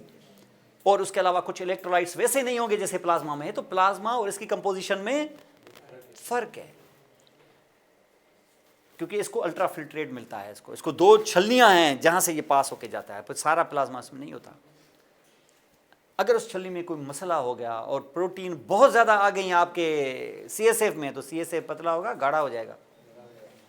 और अगर गाढ़ा हो गया, उसकी स्पेसिफिक ग्रेविटी ज़्यादा हो गई, कौन सा प्रोटीन उसमें अगर ये लीक होना शुरू हो जाए तो CSF में प्रोटीन आ गया ज़्यादा।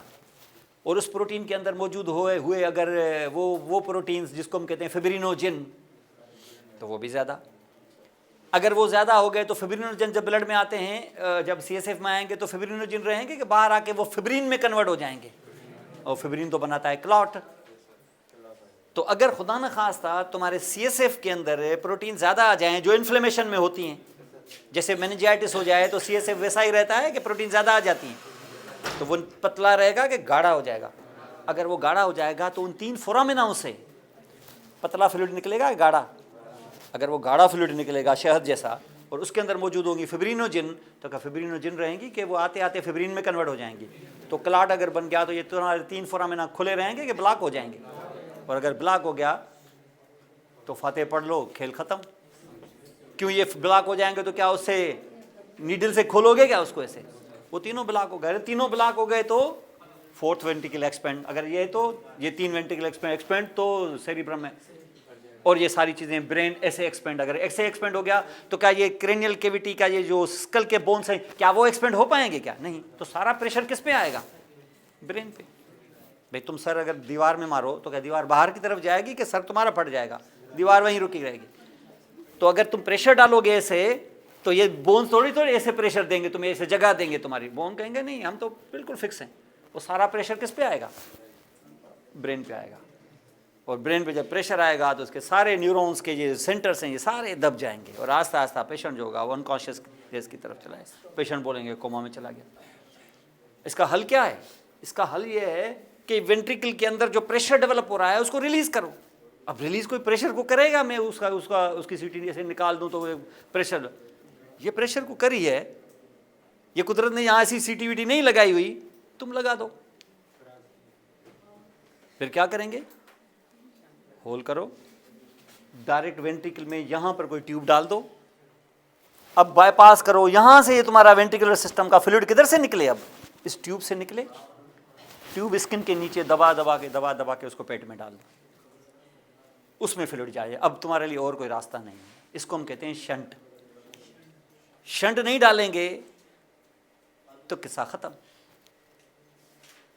समझ गए? तो शंट आपको डालनी पड़ेगी। कहाँ से? वेंट्रिकल से, अंदर ही अंदर से स्किन के नीचे ट्यूब दबा के तुम्हें पेट में डालना होगा। किसमें? पेरिटोनियल कैविटी में, पेट की कैविटी जिसको हम एब्डोमिनल कैविटी कहते हैं। इसको हम कहते हैं VP शंट, वेंट्रिकुलो पेरिटोनियल शंट। जब तक वो सुराख खुलें या को खोलने का बंदोबस्त करो, वरना क्या होगा? वरना खेल खत्म है।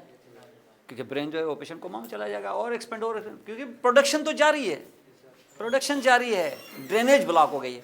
ये हाइड्रोसेफलस हो गया। और हाइड्रोसेफलस को इस तरीके से यहाँ पर आप ठीक कर सकते हैं। यहाँ पर देखें आप इसको आगे,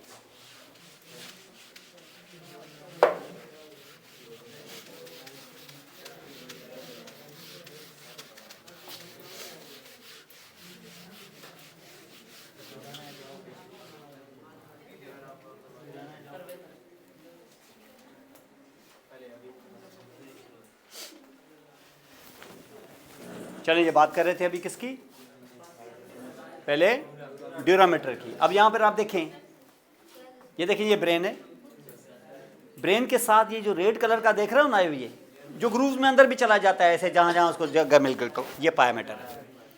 इसी पायामीटर से ये ग्रे कलर का ये जो मटेरियल है ये इसके साथ लगा हुआ था, ये एक ही मेनिक्स था, इसको मिला के कभी कभी हम लेप्टोमेनिक्स भी कहते हैं, क्योंकि एक ही तो था। अरे से उसको हम एक मेनिक्स कहते हैं, लेकिन क्या एक है कि इसको छोड़ा तो ये दो हो गए। वो क्या दो हो गए कि स्पेस भी क्रिएट हो गई? क्या स्पेस क्रिएट हो गई कि ये कनेक्शंस भी हैं, और ये जो स्पेस है कंपार्टमेंटल, ये सब अरेक्नॉइड स्पेस है, और ये ग्रे कलर का हो गया अरेक्नॉइड मैटर, और उसके साथ ये है ब्लू ड्यूरामीटर। अब ये साइनस क्रिएट हो गया है, और साइनस में ये अरेक्नॉइड मैटर का ये ग्रेन्युलेशन जा रहा है इधर, ताकि यहाँ का जो CSF हो यहाँ से बहता हुआ साइनस में चला जाए।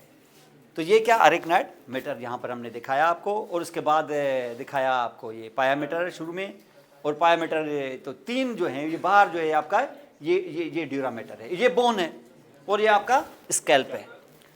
ये पूरा का पूरा यहाँ पर ये ब्रेन का मटेरियल है, ये समझ। तो ये वेंट्रिकुलर सिस्टम इसी तरीके से यहाँ पर मौजूद मिलेगा आपको। अब दूसरी चीज़ ये है कि जब इन्फेक्शन हो जाती है, CSF जैसे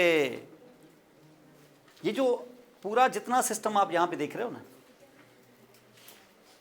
जब आपकी ब्लड वेसल्स ब्रेन को तो ज़बरदस्त ब्लड सप्लाई है, उसकी ब्लड सप्लाई कट ऑफ हो जाए तो स्ट्रोक हो जाता है। तो ये ब्लड सप्लाई कहाँ से आएगी? ज़ाहिर है बाहर से, ब्लड सप्लाई बाहर से आएगी। वो बाहर से कहाँ पहुँचेगी आके? पायामीटर में तो बाद में, सब्सटेंस में तो बाद में जाएगी। ये पहले बड़ी ब्लड वेसल्स कहाँ घूमेगी? सब अरेक्नॉइड स्पेस में घूमेगी, और यहाँ से ब्रांचेस अंदर अंदर ऐसे जाएंगे, किसको पेनिट्रेट करके? पायामीटर को पेनिट्रेट। तो बड़ी जो ब्लड वेसल्स होती हैं, मीडियम साइज ब्लड वेसल्स, वो किस में घूम रही होती हैं? सब अरेक्नॉइड स्पेस में।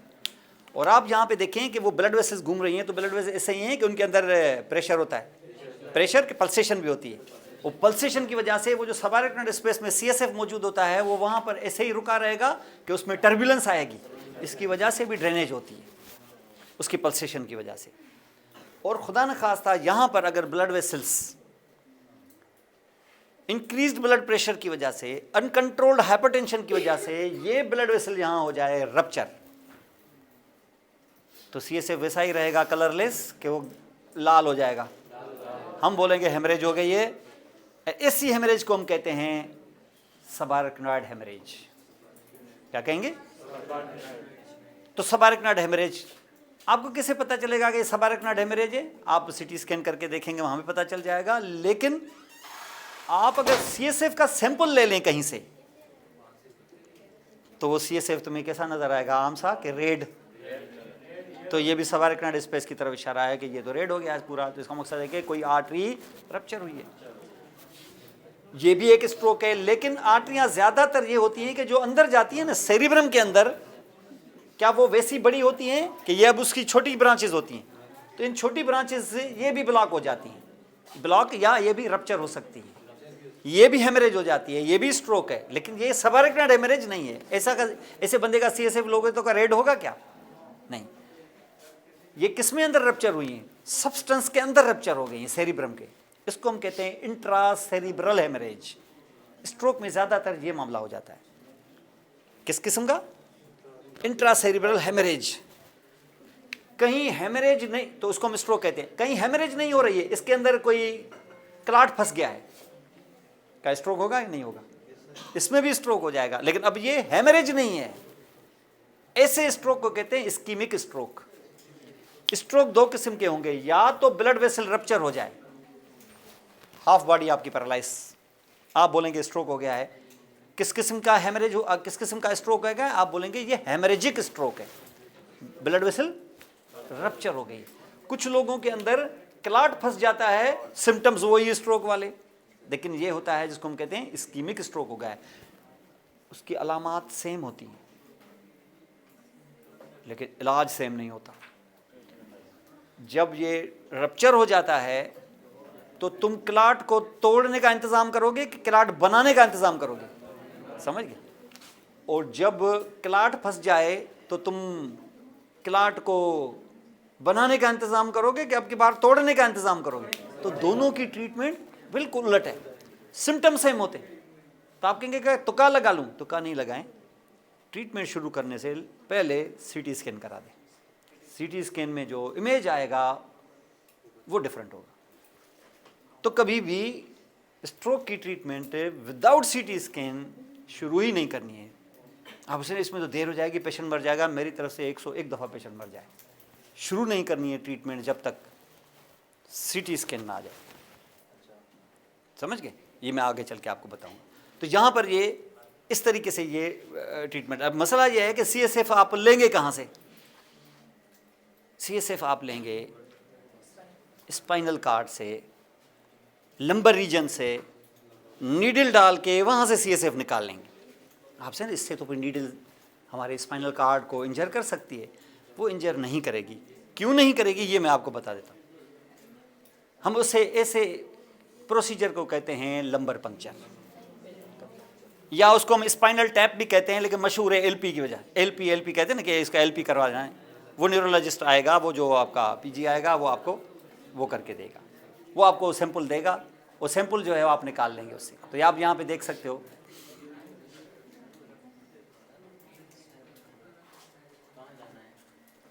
ये आप यहाँ पे देख सकते हो, ये है CSF है। ये देखिए, ये एक नॉर्मल वेंट्रिकुलर सिस्टम है और ये वेंट्रिकल जो है ये हालत हो गई है। तो ये है क्या? ये हाइड्रोसेफलस का पेशेंट है, the brain with the hydrocephalus and brain in the normal. और ये हो रहा है लंबर पंक्चर। अब ये लंबर पंक्चर जो यहाँ पर हम देख रहे हैं, तो ये आप कहेंगे सर ये स्पाइनल कार्ड जो है ये यहाँ तक, तो स्पाइनल, ये जो हम नीडल अंदर डालेंगे तो स्पाइनल कार्ड को लगेगी। आपका जो स्पाइनल कार्ड है ये सिर्फ यहाँ तक है, ये मौजूद है सिर्फ आपका लंबर 1 वर्टिब्रा तक है। आपका दूसरा, तीसरा, चौथा, पांचवा लंबर वर्टिब्रा उसका कैनाल मौजूद है, वहाँ स्पाइनल कार्ड नहीं है। आपसे स्पाइनल कार्ड नहीं है तो फिर वहाँ मेनिंजेस भी नहीं होंगे, तो वहाँ CSF भी नहीं होगा। फिर मुझे ये का पागल है कि यहाँ डाल रहा है कि यहाँ तो है ही नहीं कुछ। यहाँ पर आपका स्पाइनल कार्ड नहीं है, आपका पायामीटर सैक्रम 2 तक है। ये अल्लाह ताला ने एक एडवांटेज दिया है, एनाटॉमी वालों को पता चल गया है और हाथ साफ कर रहे हैं ये लोग। ये है क्या? पायामीटर। और अगर ये पायामीटर है तो आर्कनाइड भी किधर होगा? वो भी इधर ही। ओपिड्यूरा भी ऐसे ही। अगर ऐसा हुआ तो ये आर्कनाइड और पाया के बीच की ये सब आर्कनाइड स्पेस क्या स्पाइनल कार्ड तक है कि इससे नीचे भी है? और नीचे है तो फायदा ले लो। तुम क्या करो, ये तुम्हें है कि फर्स्ट तक है तो फर्स्ट और सेकंड के बीच में नीडल डाल दो। ऐसी हरकत नहीं करना, क्योंकि ये कभी कभी 2 तक भी चला जाता है। तो इसका मकसद ये है कि 2 तक न जाओ तुम। 3 और 4 के बीच की जो स्पेस है वो सेफ है, और 4 और 5 वाली तो उससे भी सेफ है। उसके बीच में तुम क्या करो, आपको से इसमें तो जगह ही नहीं मिलेगी। आप पेशेंट को फुल्ली फ्लेक्स करो। फुल्ली फ्लेक्स करोगे तो इसके स्पाइंस ऐसे हो जाएंगे, ऐसे हो जाएंगे। उसको तुम एसेप्टिक मेजर करके उसको अल्कोहल लगा के नीडल पास करो अंदर, और नीडल पास करोगे तो फिर जाहिर है वेरियस लिगामेंट से पास होती हुई, ड्यूरा से पास होगी, उनकी स्पेसिस से पास होती हुई तुम्हारी सबारकनाइड स्पेस तक पहुंच जाएगी। बाहर निकालोगे टैपिंग शुरू हो जाएगी, अपना फ्लूइड कलेक्ट कर लो। इसको हम कहते हैं लंबर पंक्चर। इससे तुम्हें CSF फिर तुम्हें लेबोरेटरी में भेजना है। पहले उसकी ग्रॉस अपीयरेंस देखनी है, वो क्लियर फ्लूइड होता है। अगर वो थोड़ा सा गदला सा आ जाए समझ लो इसमें प्रोटीन ज़्यादा है, माने अंदर कोई गड़बड़ है। कौन सा बैक्टीरिया है फौरी तौर पे हल कर लो उसी वक्त। लेबोरेटरी के अंदर हमारे पास उधर वार्ड के अंदर भी इवन माइक्रोस्कोप होते हैं सिंपल, उसमें स्लाइड बना के स्टेनिंग करके फ़ौरन देख लेते हैं कि कौन सा बैक्टीरिया, TB है, ये वो है। 3-4 घंटे के अंदर अंदर ट्रीटमेंट स्टार्ट हो जानी चाहिए, क्योंकि आपको पता है ना इसमें अगर देर कर दिया आपने तो ये जो गाढ़ा फ्लूइड है ये जल्दी ही फोरामिना को ब्लॉक कर देगा, और अगर देर की ज़्यादा तो ये पेशेंट हाइड्रोसेफलस में चला जाएगा, और हाइड्रोसेफलस का इलाज फिर आपको मेडिकल वार्ड में नहीं मिलेगा, फिर आप बड़े लंबे चक्कर में फंस गए।